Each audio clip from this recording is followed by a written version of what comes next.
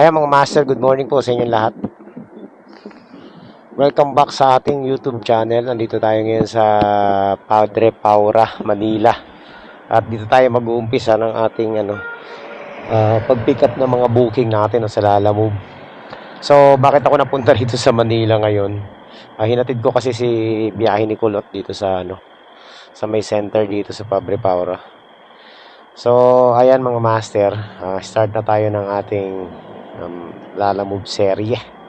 Maraming salamat sa tuloy-tuloy na pagsuporta mga master. Tayo po ngayon ay nasa 9,300 plus na. Ay, 9,000. 97,300 plus na mga master. Konti na lang po ang hinahabol natin para ma-reach natin yung ating 100,000 subscribers. Kung bago ka pa lang po dito sa channel natin, ay huwag kalimutan mag-subscribe, tsaka pinutin mo na rin yung notification bell para maging updated po kayo sa lahat ng ating mga future uploads. Marami po tayong mga content na ginagawa dito mga master. Kung ikaw po ay interested sa mga content ng mga adventure, road safety awareness, at kung ano-ano pa, fishing adventure, camping, ayan, Lalamove serye, travel and adventure, kung ano-ano, basta yan mga yan. Dito lang po yan sa channel natin. So, ayan, without further ado, start na tayo mga master ng ating pagkuha ng booking. So, sana makachamba na tayo dito. Ang oras po ay alas 9 ng umaga mga master. Ayan, shout. Shout out kay boss, nakadalawa na raw siya, pick up. From Manila to Santa Rosa, 188 pesos, ganyan po kababa. So, ikaw ba magtsatsaga ka sa mga long ride na ganyan? Tapos, ito nakalagay, documents need to deliver immediately. Thank you. Loko-loko lang ang tatanggap niyan. Doon lang tayo sa mga short ride booking. Panalo pa yun mga master. Okay mga master, meron na tayong perpetual. So, papuntang Las Piñas to, meron na tayong short ride booking, 144. Ayan, puntahan na natin to. So, dito, first time natin pipick up ngayon dito sa Manila. Puntahan na natin to. Teka lang. Hindi ko kabisado kasi yung mga street dito sa Manila. Isa sa mga dahilan din bakit hindi ako pumipick up dito sa Manila. Kasi dito sa part na to, tawag nito, daming one way. So puntahan na natin to mga master. First pick up of the day, 9:21 ng umaga. So sakto lang, pagdaan natin ng bahay, uwi natin tong helmet ni Kulot. Short ride booking lang to mga master, pang gasolina lang to. Isa rin sa mga dahilan kung bakit hindi ako pumipick up dito sa Manila, or hindi ako focus dito sa Manila, kasi nga mga master, sobrang traffic dito sa lugar na to. Napaka-traffic. Tsaka ang dami ring one way dito. At syempre, ang dami mga buhaya dito eh. Kaya hindi talaga ako nag-pick up, or hindi ako nagda-drop off. Bihira na nung nag-start tayo sa Lalamove. Alam ko, natatandaan ko, nag-drop off tayo dito. Pero hindi ko na inulit dahil sobrang napaka-traffic po. Kaya sumagot na. Okay. Ayan mga master.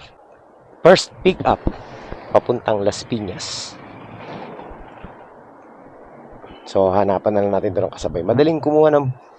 Tingin ko madaling kumuha dito ng booking sa Manila. As per yung pagtatanong-tanong ko sa mga kapwa natin Lalamove. Madali dito, magpaikot-ikot lang kayo. Kung trip nyo ng mga short ride dito kayo sa loob ng Manila. Marami rito mga master. Ako lang, di ko talaga trip dito sa Manila, kaya ganun.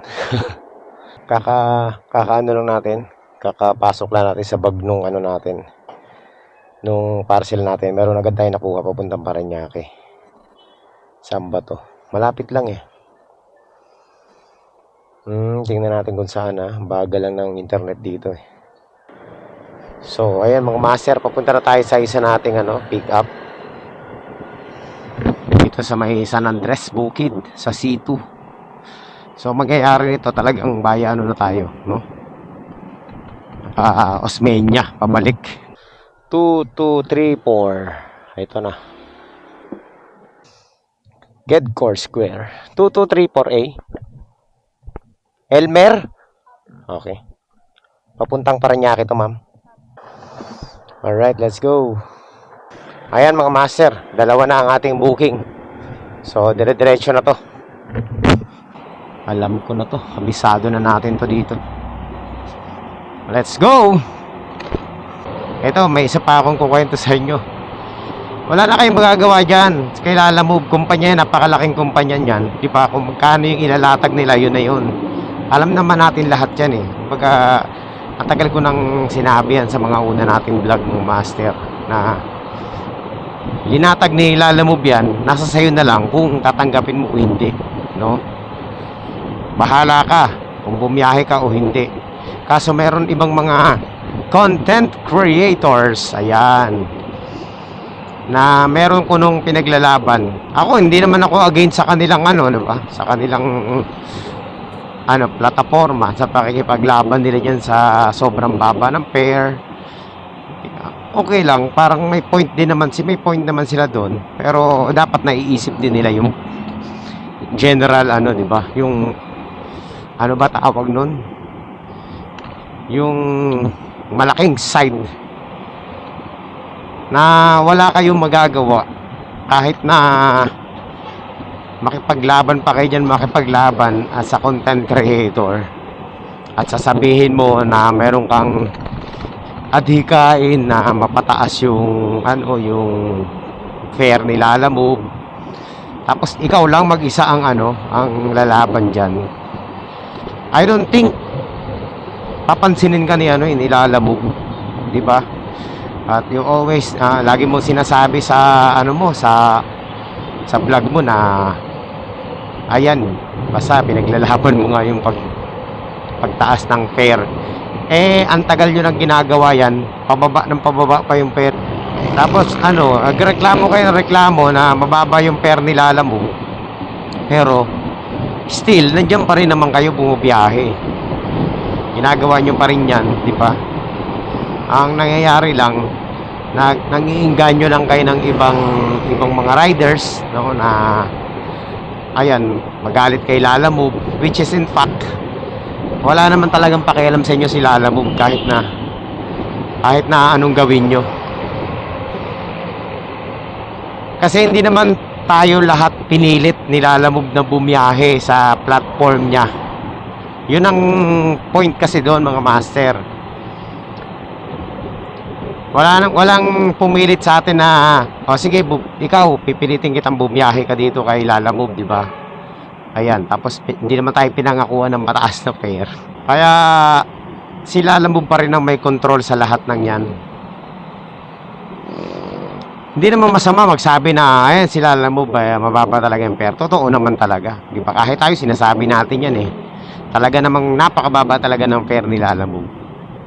Pero isasabihin natin na sa content creator na sige, gagawa ako ng paraan para bumaba yung fare ni Lalamove, that's bullshit. Walang ganun, mga master, di ba? Kung talagang may adhikain ka, di ba, ang makakapag lang yan, ang mapapansin ka lang ni Lalamove kung ikaw ay real talk to, hindi ka content creator, kundi ikaw ay isang government officials. Kung ikaw ay government official at may power ka sa mga ganyang bagay, baka sakali pakinggan ka ni Lalamove. Pero as a content creator, hindi ka pakikinggan yan. Panonorin lang yung vlog mo niyan, baka nga isuspindi ka pa Real talk yan, mga master. Ang nakikita ko sa kanila kasi, ginagawa lang nila yon para lang to gain more attentions and syempre followers, di ba? Ganun lang naman yun Wala namang doon, walang saysay yung pinaglalaban nila. Real talk lang sinasabi ko sa kanila. Sasabihin nila, konti na lang, may pinaglalaban sila ganyan, makakamit na yun. Hindi totoo yun. Diyos me, ang dami na natin nakita mga ganyang klaseng content creators na Kesyo may pinaglalaban, at the end of the day, wala na. Di ba? Huwag nyo nang sayangin yung oras nyo sa ganyan, kasi isa lang ang sagot dyan eh. Pag nakaharap mo si Lalamove, sabihin ni Lalamove, yan ang ano eh, yan ang marketing strategy namin eh. 'Di ba? Yan ang nasa ano namin eh, nasa marketing plan namin eh. And hindi naman kayo pinilit na bumiyahe sa kumpanya namin. 'Di ba? You have all the freedom or decisions na pwede nyo gawin. Walang pumipilit sa pagbiyahe sa inyo. And yet, ikaw nandiyan ka pa rin, biyahe ka ng biyahe, tapos gawa ng issue. So hindi ka pakikinggan, hindi tayo pakikinggan yan. Kasi wala tayong power. Not unless na tayo ay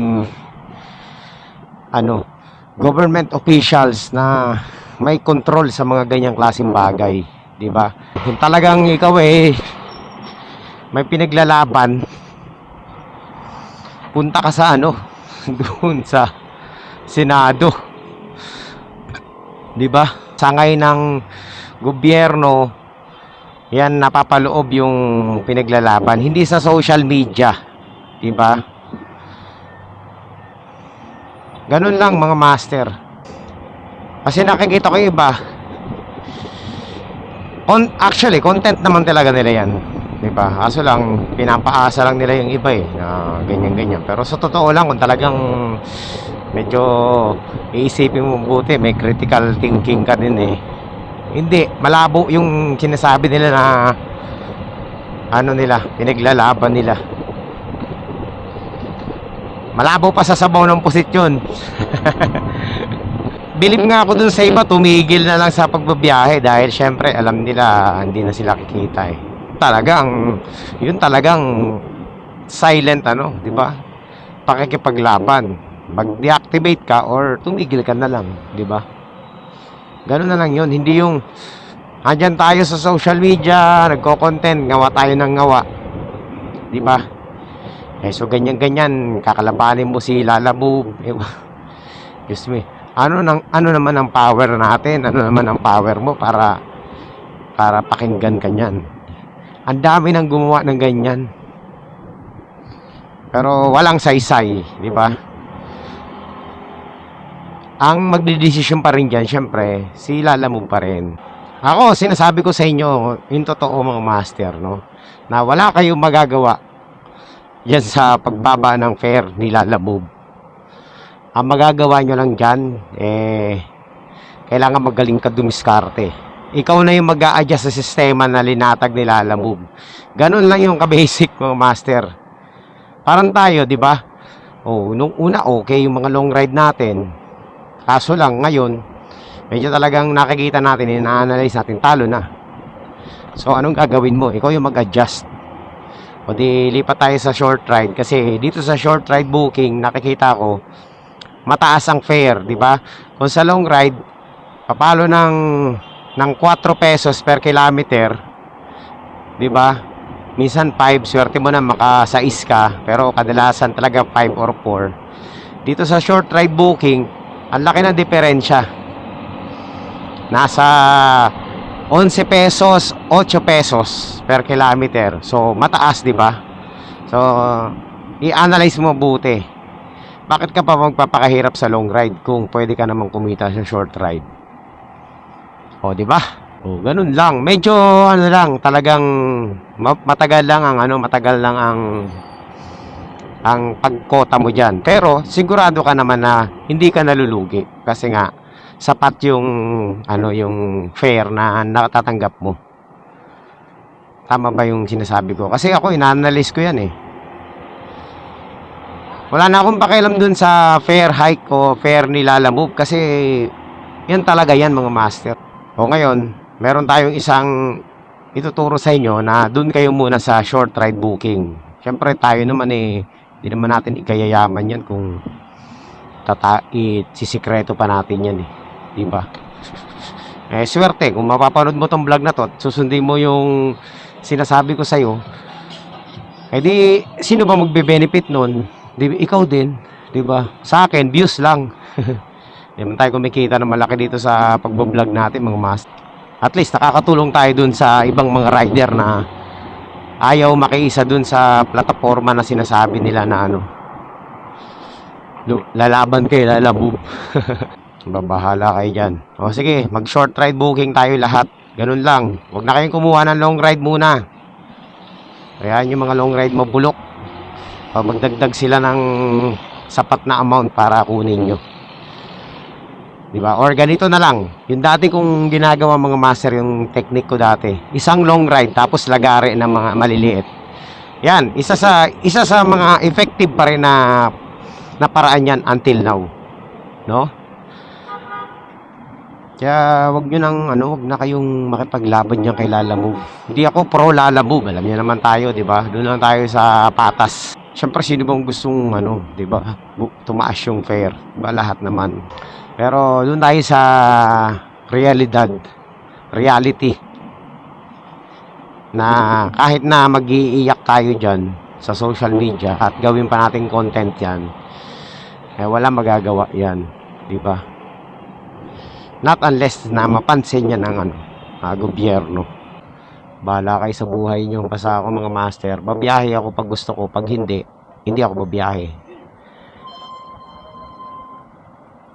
Sasabihin ko sa inyo yung totoo, di ba? Na talaga naman na mababa talaga ang fare. Pero hindi ko kayo inganyohin na magwelga-welga dyan. Kasi wala rin patutunguhan yan.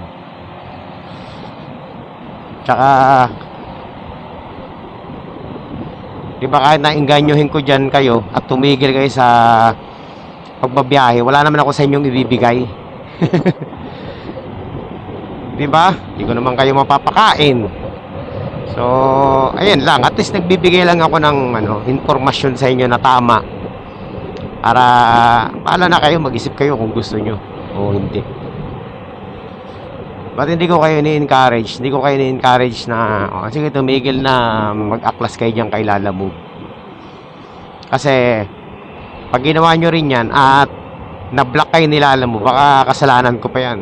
Sabihin, inganyo ko kayo. Tapos, anong na-block kayo, wala naman ako sa inyo may bibigay, di ba? Ganun lang yun eh. Nanabagan ako na sa mga content creator na mga tigil-tigilan nyo na yung mga paglaban-laban yung ganyan. Just may alalahanin nyo hindi naman kayo pinilit ni Lala Move para bumiyahe sa kanya. Pero kung yan ang paraan nyo para dumami yung followers nyo, views nyo, wala akong pakialam sa content nyo. Diskarte nyo yan Pero mali yung yung pag-iinganyo sa iba na naghahanap buhay, na gustong makasurvive lang. Tapos iinganyohin mo na, i-brainwash mo na, ay tumigil tayo dyan, magwelga tayong ganyan. Diba?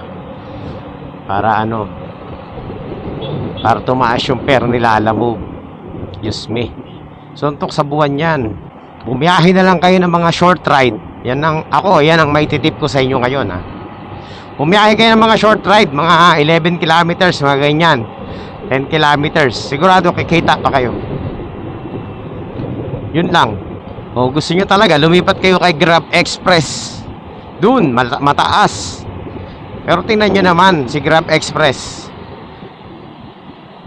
Sandamukal ba ang booking? Wala. Bihira, mataas nga.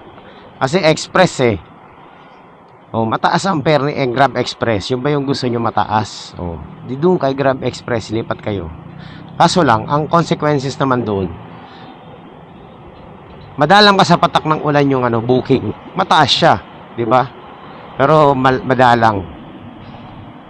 Talagang naghahabol lang ng oras, doon kayo Mga kliyente naman, di ba? Kung kayo naman nagmamadali, you have all the options nandiyan si Grab Express. Huwag na kayong makipagsiksikan dito kay Lala Move. Hello po sir, good morning po. Lala Move Delivery po. Sa Gedcore Square po. 94. Okay, salamat po. Ayan kita nyo na. Diba? Short ride booking pero may tip. Diba? Diba? Ganun lang. Short ride booking, may additional pa. Kita nyo yun? Another short ride. Meron tayong pangatlong booking. I-pick upin lang natin dito sa may Breaktown, sa may Parañaque. O, puntahan na natin. So, agad tayo, nakachamba agad tayo. Papuntang Las Piñas. So, along the way lang to mga master. Ayan, mga master, nandito na tayo. Ito po ba yun? Teka, tingnan natin ha. Baka, very nice. Damo na tayo ng bahay, tapos CCR muna ako. Tapos proceed na tayo sa ating tawag nito, drop off. Okay, let's go. Alright. Ayan mga master, nandito na po tayo sa Las Piñas, dito sa may Zapote. At ayan, tinawagan ako ng kliyente natin kasi nakita niya hindi ako nagmo-move. Kala raw niya may nangyari na sa atin. Ang totoo niyan, umuwi ako ng bahay kasi CR na ako eh. Okay, sige boss. Okay. Ayan mga master, na-drop off na natin yung isa nating parcel. So, punta na tayo dun sa isa nating So, ayan mga master, nandito na tayo. Rose of Sharon. Ito. Block 4. Ayun. Tensya na sir, inaabot ako ng ng tawag ng kalikasan. Umuwi muna ako sa bahay. Ito po. Opo. So, ayan mga master. Tawag nito? Na-drop off na natin. Tayo po ay, syempre, magpapahinga muna saglit. So, ayan mga master, meron tayong pick up. Dito lang, malapit lang sa atin. 1 kilometer away lang. Okay, kuya, pick up po sa Eve Street kayo daan, tapos Enos Street para walang gate. Thanks. Sa Eve, okay. Nakita ko na yung street ng Eve. Doon po ako liliko sa may Eve Street. Sige. Hello sir, nandito na po ako sa Dito ba to sa may kulay dilaw na bakod? Okay, sige po. Sir, yung drop off ba okay yung address? Accurate? Short ride lang to mga master. Yan lang, Las Piñas Bacoor lang. Tawid tawid bakod lang. So hanapan natin ang kasabay to. Kahit dito lang sa Las Piñas lang. Alright. So, ayan mga master, meron tayong nakuhang isang short ride booking, 100 pesos. Along the way lang, matadaanan lang natin to sa sa papuntang drop off natin dun sa Bacoor. So ayan, tinira ko na. Okay mga master. Ayan, nandito na po tayo sa ating sa ating pick up point. Pick up point. Init. Grabe. Lalamove po. Samantha. Sige po. Ma'am, yung po. Malapit lang sila dun sa tulay ng Zapote. Yung pagbaba mo lang ng Zapote, di ba merong barangay doon? Oo. Unang iskinita. Sige. Madali naman matawagan, no? Sige po. Okay. So, let's go. Ano lang to mga master. Tingnan nyo kung gaano lang kalapit to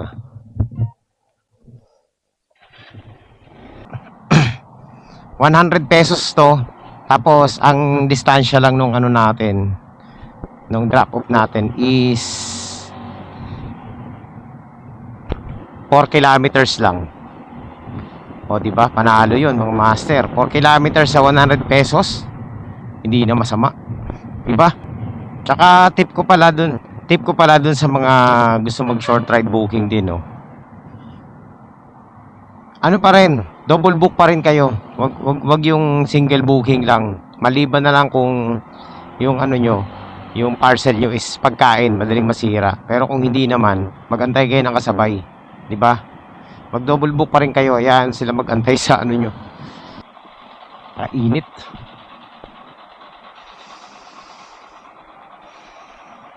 Ayan, so ayan. Pila muna tayo dito. Ah, grabe. Ang tagal. Kanina pa tayo nandito mga master. Mag 20 minutes na. Right? So ayan. Nagasa na rin tayo sa wakas. Aha, saan kaya dito?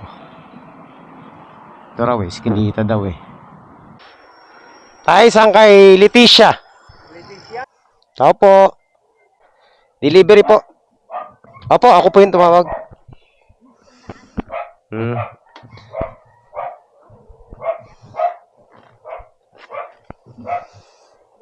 Opo, bayad na po. Sige. So, ayan mga master. Nandito na po tayo sa ating drop off. Ano bang address na to? Sir, block. Oo, block 28, 19. Ah, okay. Oo, yan. Yan.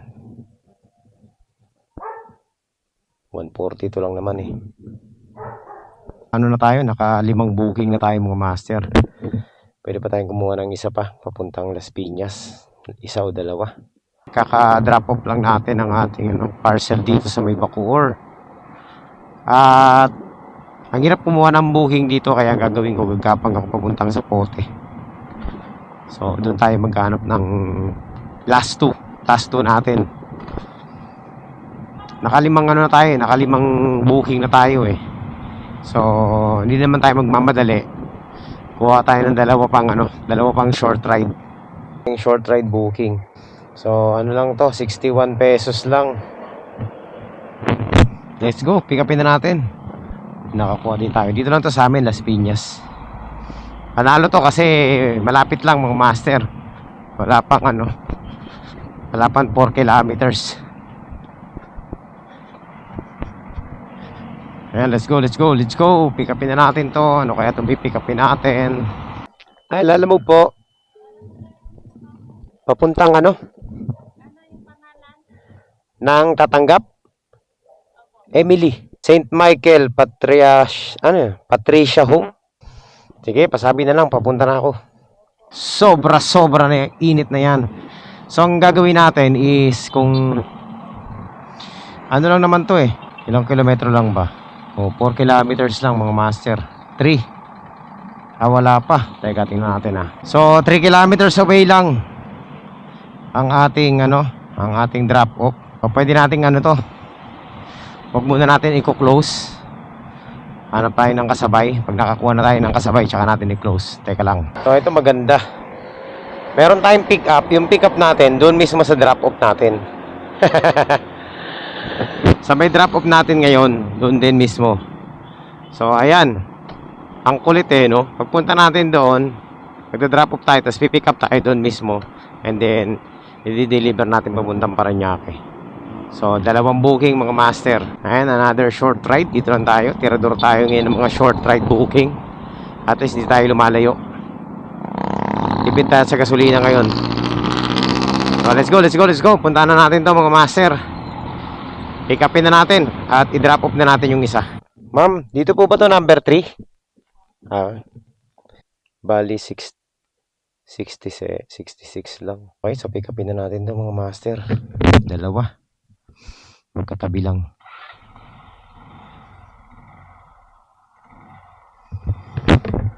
Saint. Ayan, dito na yata yun. Ito pala. Ha? Sige sir, ito na lang. Mainit eh. Sila na magbabayad nitong May bayad pa lang dyan. Diyan sabit na natin to. Okay, so ayan mga master. Meron na tayong 2. 2 na yung booking natin. Pupunta na tayo sa ating drop off. So, ayan, yung last drop off natin is 6.9 kilometers away lang mga master. At 71 pesos yun. So, panalo tayo doon mga master. Medyo mataas ang fare nun. Dito lang yun, sa may amin lang din. Dito lang din. Hindi naman malayo. Ang maganda nangyari doon mga master kanina. Kasi doon mismo sa drop off natin, doon din yung pick up natin. So ayan mga master, nandito na tayo sa ating drop off. Saan kaya yun?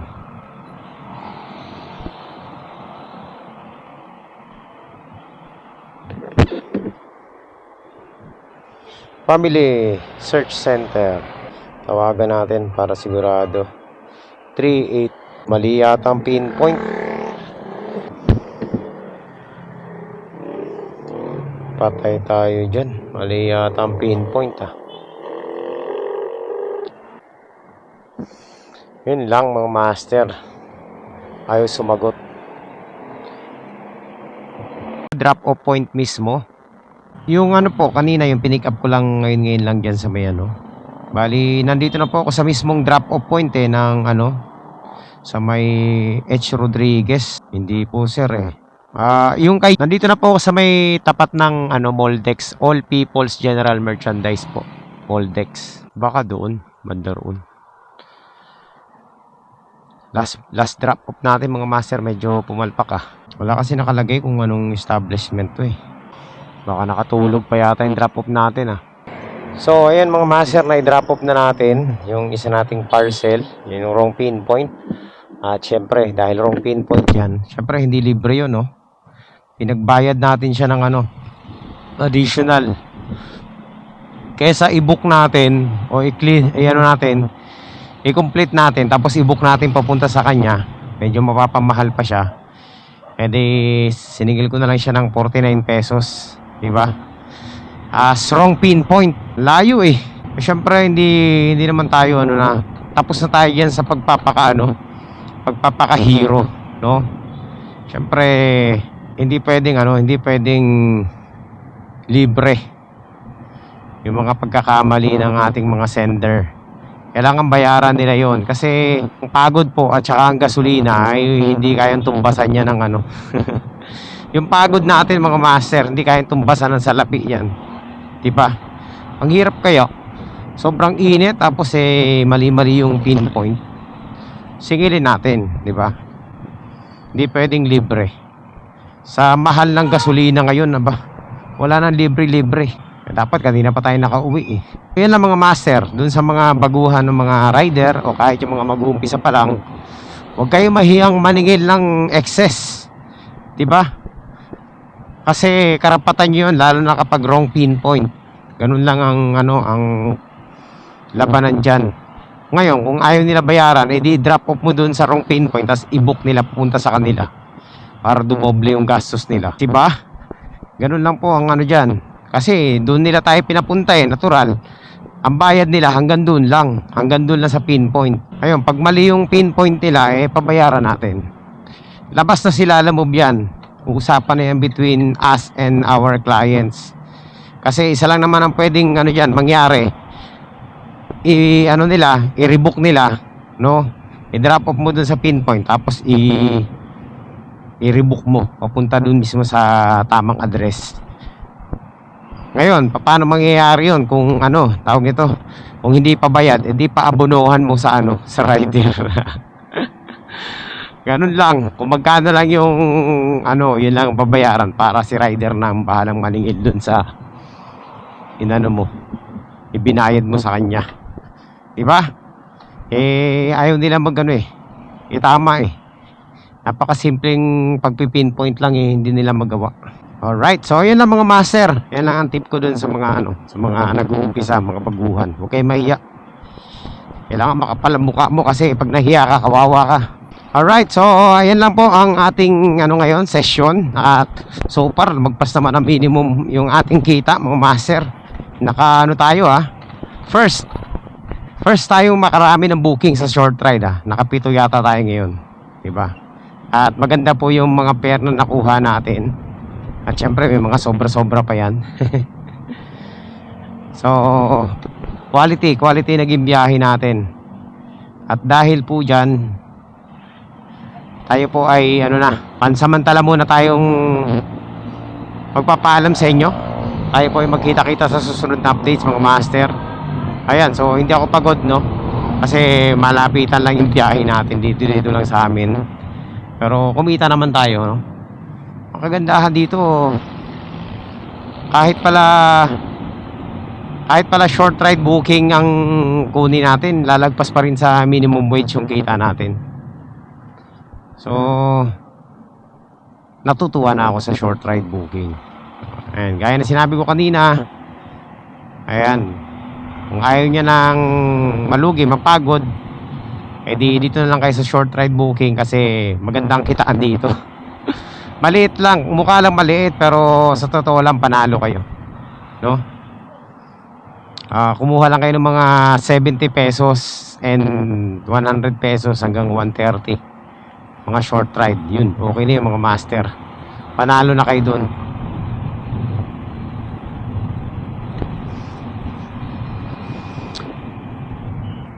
Hello po, ma'am.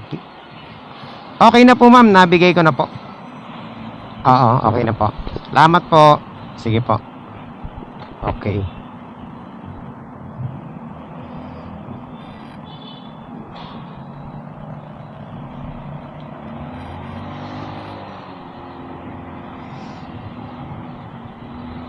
So yun, tumawag ulit yung isang kliyente. Kung nandun na tayo sa location. Okay na, nandun na tayo eh. So, ang laki pa rin ang kinita natin, no, dun sa booking na yun, sa dalawang booking. 77 plus 50 di 100 ano 127 plus 60 plus 61. Kulang-kulang 200 din mga master. Okay, so yun lang. At ako yung magpapaalam na muna mga master. Magkita-kita tayo sa susunod na update. Ayan, at kung nakarating ka sa part na to ng ating vlog at medyo naaliw ka sa ating biyahe ngayon, yan, manghihingi lang ako sa inyo ng konting favor. Baka naman pwedeng pasubscribe o kaya mag-like na lang man, o mag-like kayo sa ating content. Yan, malaking bagay na po yung like na yan at saka yung subscribe.